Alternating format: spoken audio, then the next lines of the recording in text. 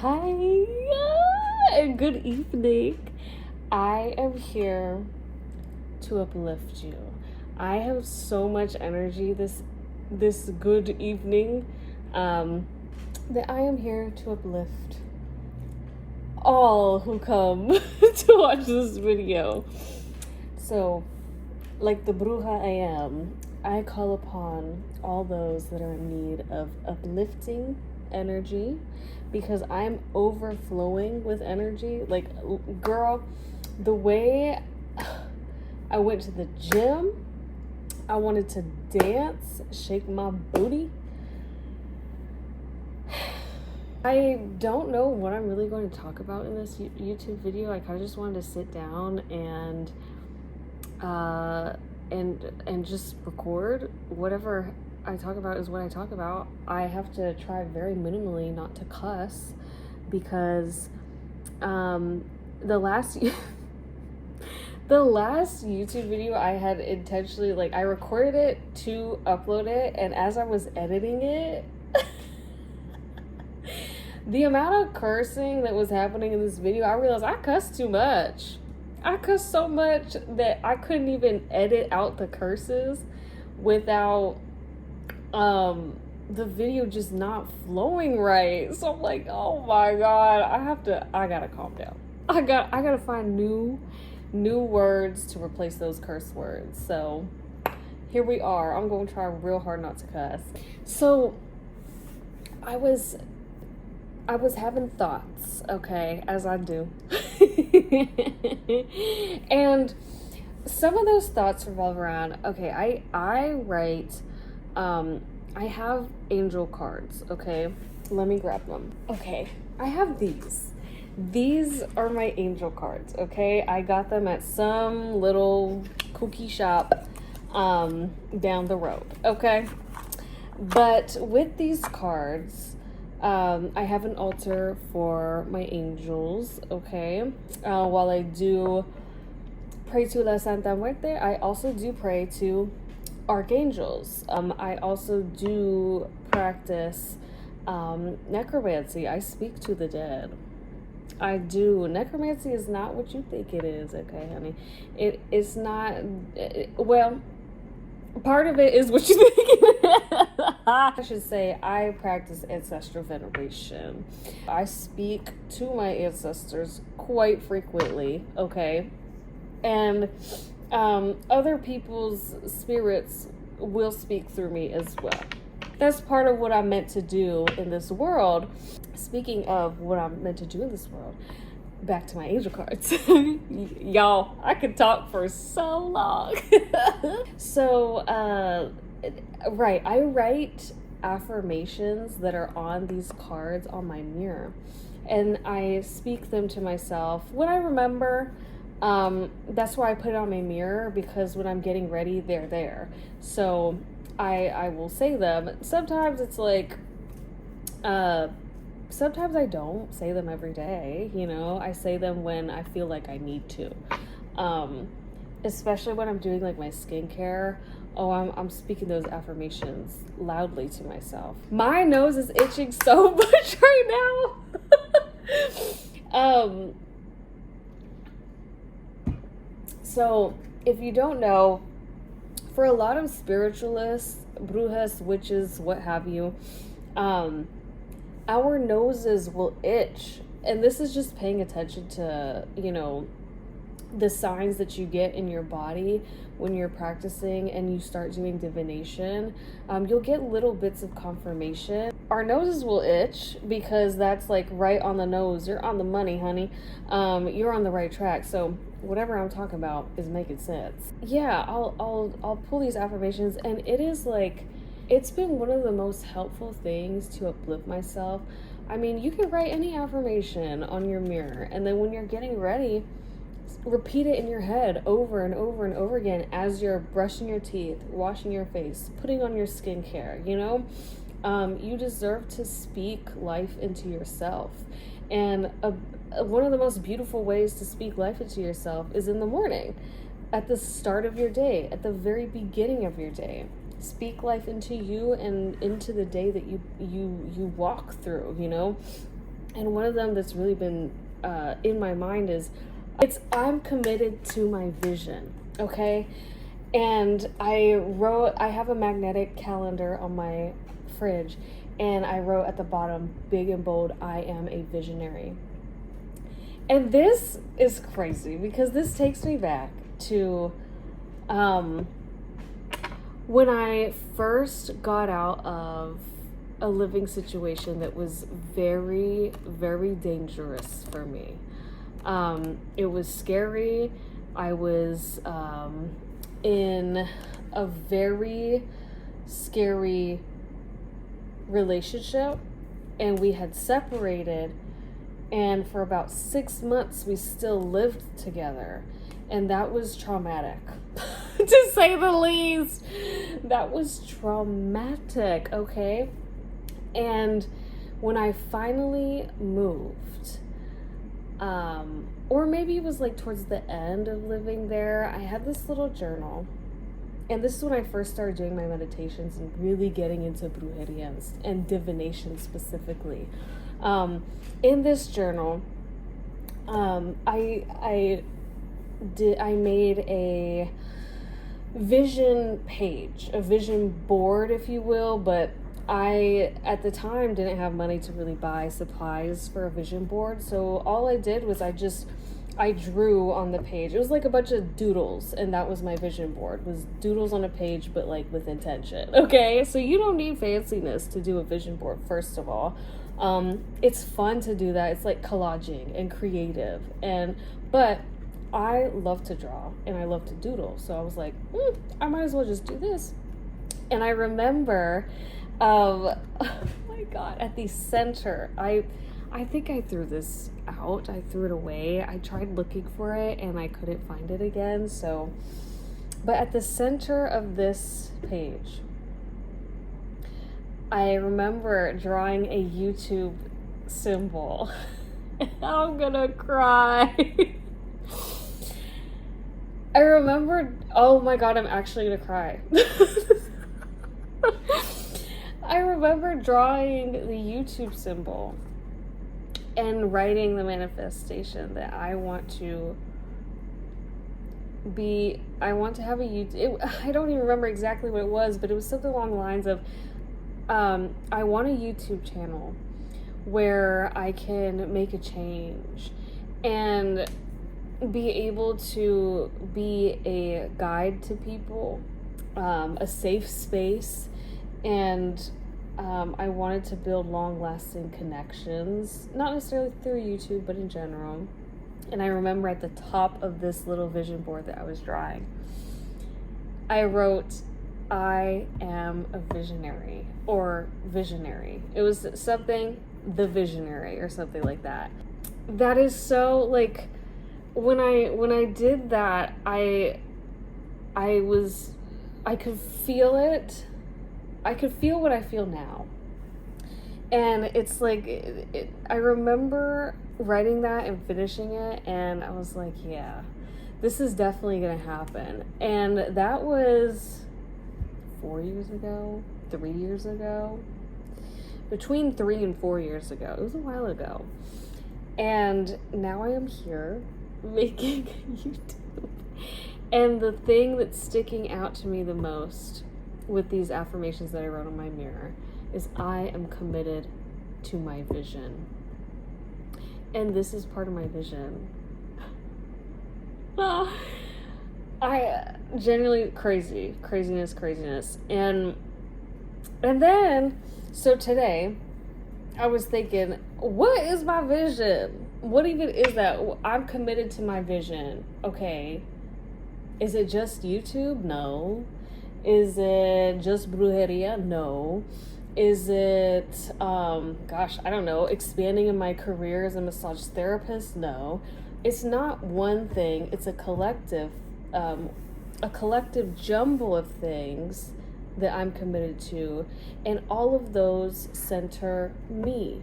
My success, my happiness, my health, my wealth, my prosperity, and most importantly and grandly, my self-love and self-worth. And that is the commitment to my vision. And I share this because in the hopes that you too can resonate with this feeling. And I'll tell you what, as soon as I moved out from that very scary situation and I started committing to me, and I wasn't gonna let anybody deter me. I was like, I'm dropping the yes man attitude. I'm dropping the people pleasing. I'm going to stand in discomfort and disagree when I don't agree with something. I'm not going to be a pushover. I'm not going to be anything but myself and stand in my truth. That meant shedding a lot of things within me and then shedding a lot of people out of my life.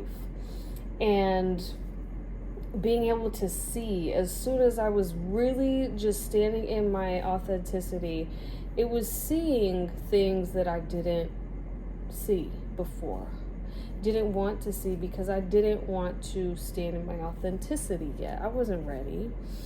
And now that I am 3 years out from that, I'm pretty far out from that, and I'm sitting here today, and I realized that back then, when I first wrote that little vision board with the YouTube logo in the middle, and I see that I'm committed to my vision, I as soon as I did that and I moved out of that situation, I started being authentic. That was me committing to my vision.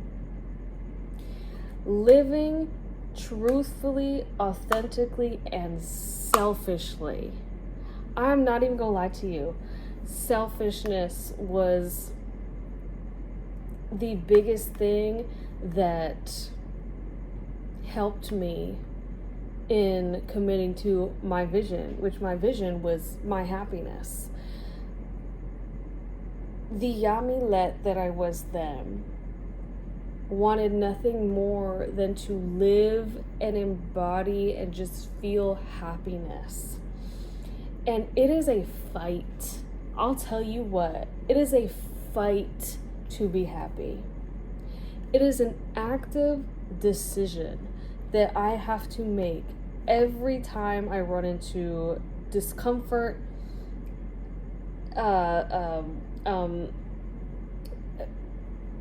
words are leaving me. What's going on? Every time I run into discomfort, dismay, dismantling of things that I thought once were true and no longer are.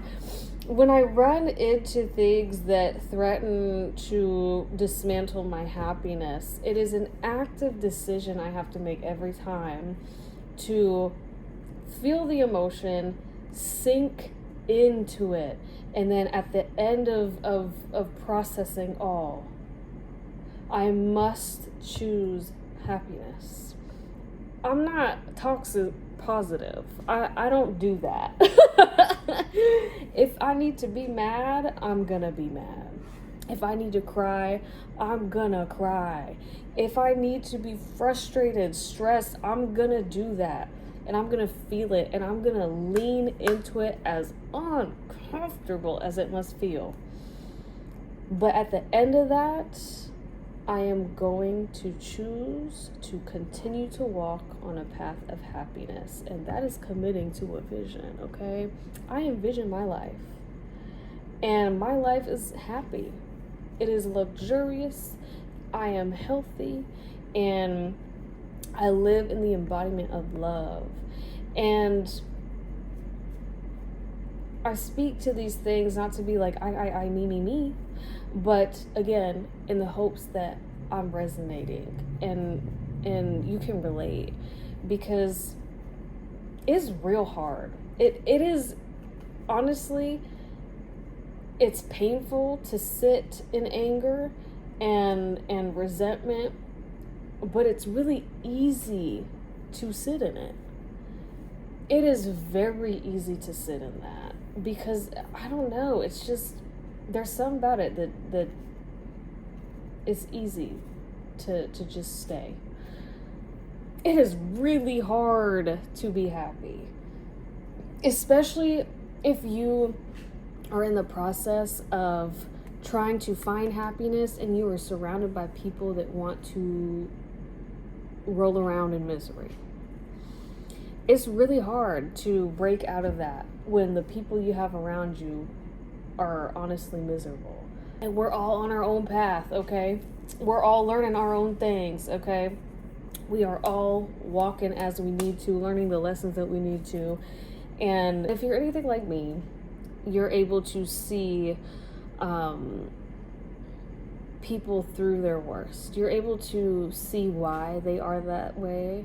And it's hard to let go of that, of people like that, when you can justify in your head as to why they are like that. When you can see as to what made them that way. It's really hard.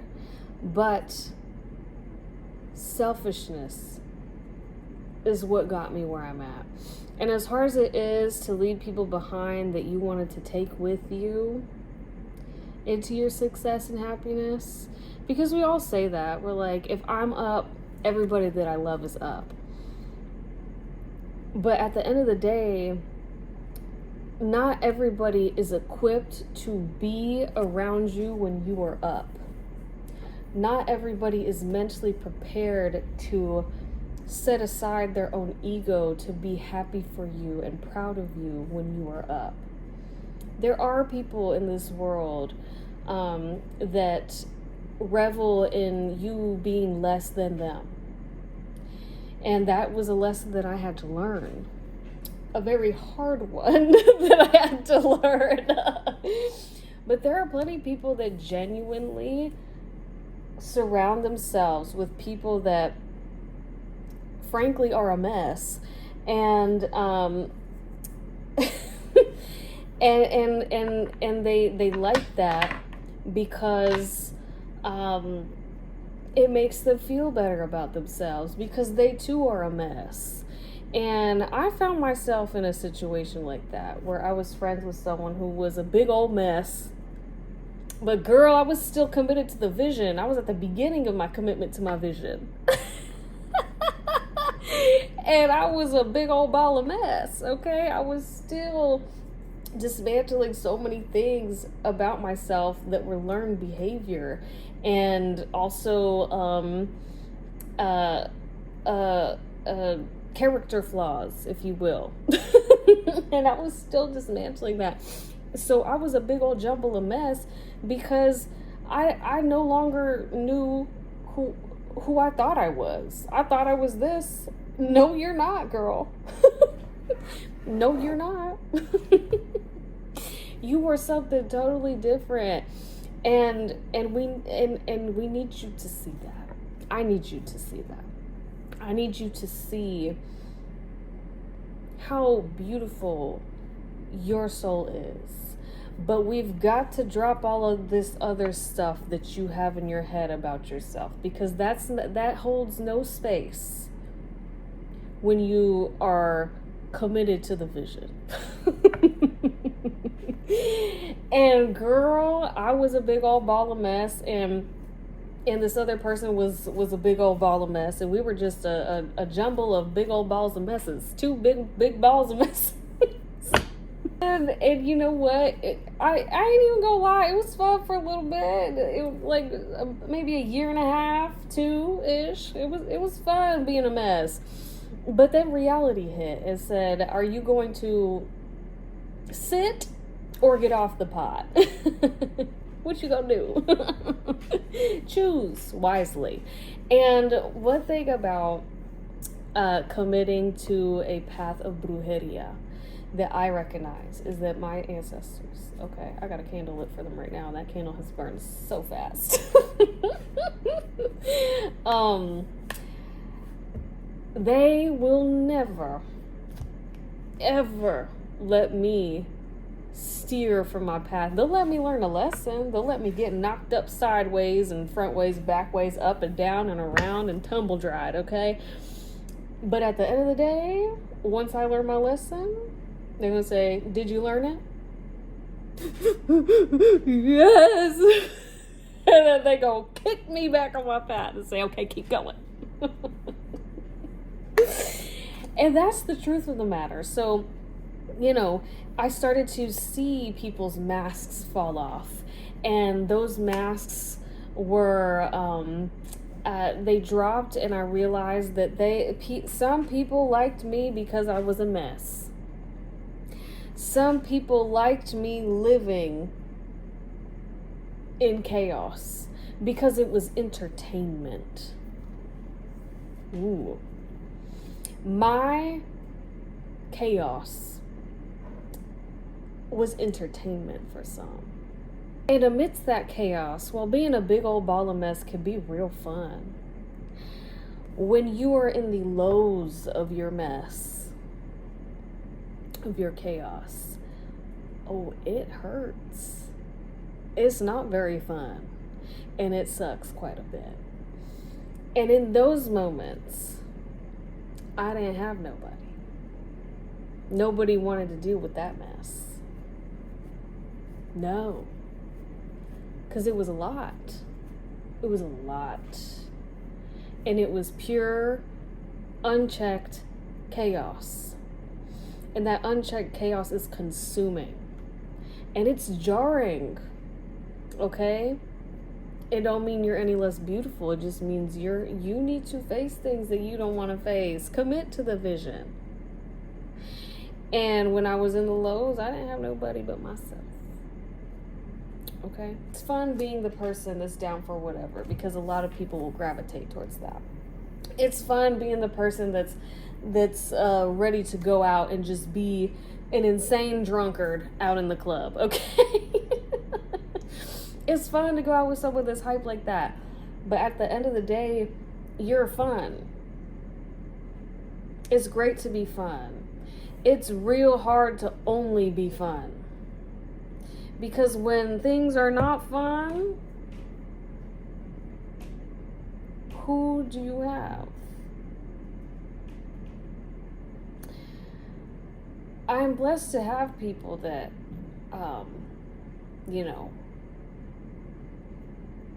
do have my back. And I'm not saying that was everybody in my life. Absolutely not. No, there were so many people in my life that I know I could have gone to talk to, but when you are so deep in that chaos and mess, it becomes very isolating. As soon as I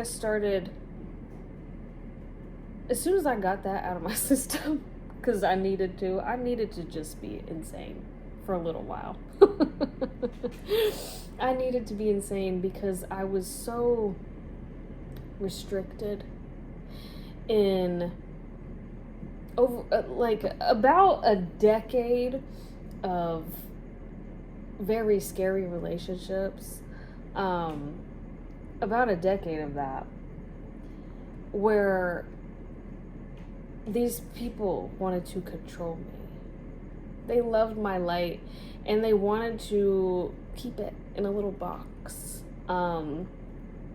They loved my empathy and they wanted to keep it all to themselves. And you exist in about a decade of that,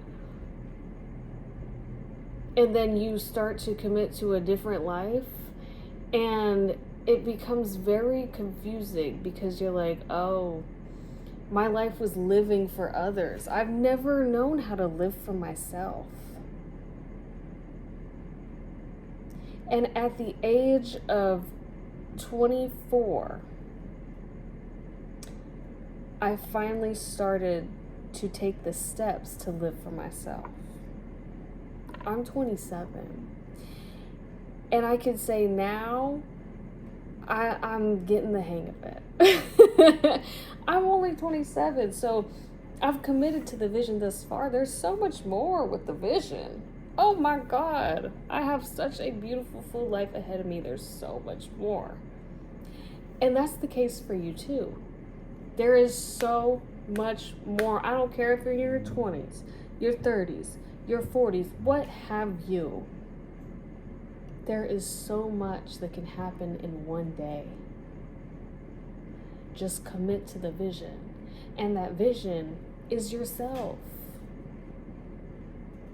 That vision is embodying love for you that can then cascade to others. You want to give from an overflowing cup, not a half full, half empty. You want to give from a state of abundance already, and that abundance starts with you being selfish. Selfish with your energy, selfish with your time. Selfishness does not have to mean self-centeredness and egotistical behavior. No, it doesn't have to be that. Selfishness can be, let's say you were also the one that everybody comes to with their problems, okay? Someone that everybody can, lean on. The shoulder that people cry on, all this. For everybody in your life, that's who you are. And it feels good to be able to be that. But my God, are you drained at the end of the day? Good Lord, exhausted. Someone invites you to this, you're like, yeah, I want to support you always. You spread yourself so thin at the end of the day, you barely even have energy to brush your own teeth, but you do, because that's nasty if you don't. You barely have the energy to stand in the shower, but you do, because you need to wash your crack. You barely have energy for yourself. That's me being dramatic, right? Selfishness for self-preservation and self-love is upholding boundaries. When I was in the depths of my chaos, I was that person. The shoulder to lean on, the person to vent to, the person that would listen to you, be real with you. Okay. I was for everybody. Not like that. But you know what I mean. And it was very exhausting. It was very draining. Okay? I was always tired. Always. Okay? And now I have the most energy that I've ever had because I don't do that. My circle of friends is very small.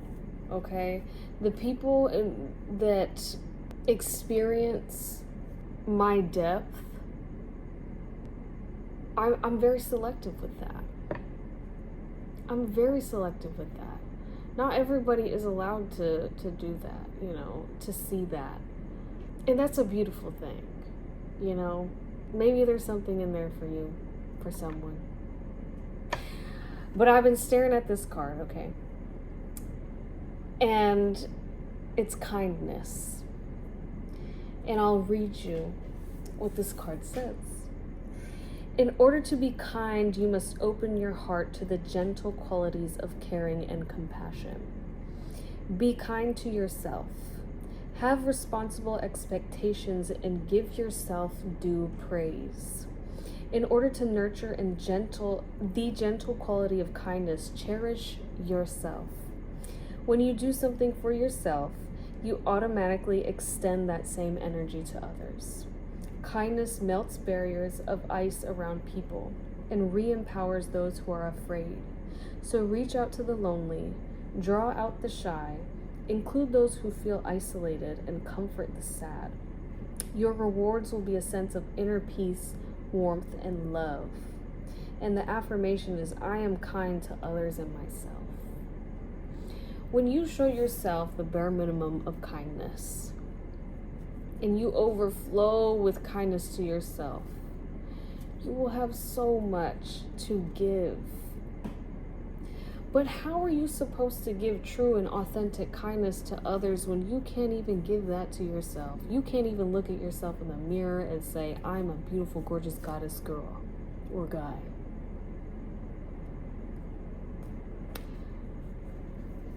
You must give yourself kindness. Hey, let's do another. Gratitude. Your guidance is to count your blessings. When you say thank you to the universe or God, what have you, for its gifts, it responds generously to you. Angel wisdom reminds you to say thank you for all that you have, the intangible as well as the tangible. Whenever you say thank you from your heart, more is bestowed on you. For gratitude is a key to opening the doors to universal abundance. Cultivate an attitude of gratitude and open yourself to receive love and plenty into your life. Your angels will smile on you. And the affirmation is, I am grateful for everything in my life. That's another thing. When I was in the thralls of my chaos and when I would be in the lowest of my lows, okay, I would be crying because I would be hurt by people that hurt me, situations that hurt me, words that hurt me. And I would cry and I would acknowledge that I would be sad about it. And I would feel that. But then I would find 5 things that I was grateful for. A lot of that involved me being grateful for my health. A lot of that was being grateful for the ability to work and do a job that I was prayed for. A lot of that was being grateful for having a bed. When I first moved from the very scary situation that I was in, that particular person loved to see me suffer, okay? And they had originally agreed to me taking a mattress and having a bed when I moved. But the night before, they let me know that plans changed. And I was sleeping. I didn't have the money to buy a mattress yet. And I was completely prepared to sleep on the floor, the vinyl floor, until I got a mattress. And that would have been a month. And my roommate at the time, the one that I moved in with, there were 2, but she graciously gave me an air mattress, and that I was very grateful for that. After a month of living there, when I finally was able to buy a mattress, sorry, my AC is making crazy noises. When I was finally able to sleep in a bed, I remember when I would be in those moments, I would be grateful for my bed because I hadn't had one for a while. Sometimes you have to scrap to find something that you're grateful for. I remember many moments being tearful and sad and scratching and clawing and really racking my brain to find something to be grateful for. And sometimes it was hard. That's where you must commit to the vision, okay? That's where you got to commit the most when it's the hardest.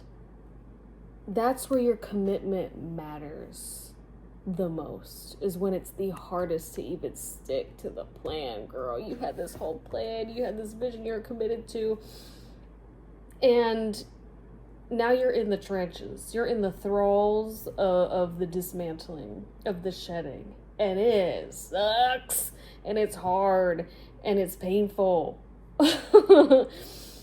But it really matters and it really counts when you feel like you're down in the dirt and crawling and fighting for your life. It's those moments that you fight for your happiness that count. When you feel happy and elated and energized, my God, that's beautiful. It's easy. That's easy breezy being grateful for that. Absolutely. But it's those moments where you're having a really hard time that's what matters. Because you are worthy of fighting for yourself. You are so worthy of fighting for yourself. Because you are beautiful. You have a beautiful soul, a sparkle and gleam in your eye. A beautiful smile, a laugh that's contagious and infectious, great humor, great body. You're a beautiful soul. And you deserve to fight for yourself in the moments that it feels hard to even love yourself. But I'll tell you what, you are very worthy of it. Extremely. Okay. So there's that. And you know what? I'm going to leave it at that. Thank you for watching. If you stayed all the way through, I'm very grateful for you. And I really do hope that this helps somebody, it heals somebody, it makes you feel seen, heard, resonates, I don't know, what have you. But stick to the vision, honey, okay? It's gonna come true. And you know what? Your vision is gonna come true, but your vision is probably smaller than what the universe has in store for you. It's probably, you're probably thinking too in the box. And that's fine. But be prepared for the best. Be prepared for the greatest outcome. Okay? Okay. Good night, goodbye, good morning. I don't know, whenever you're watching this, it's nighttime for me. So, yeah, okay. Bye.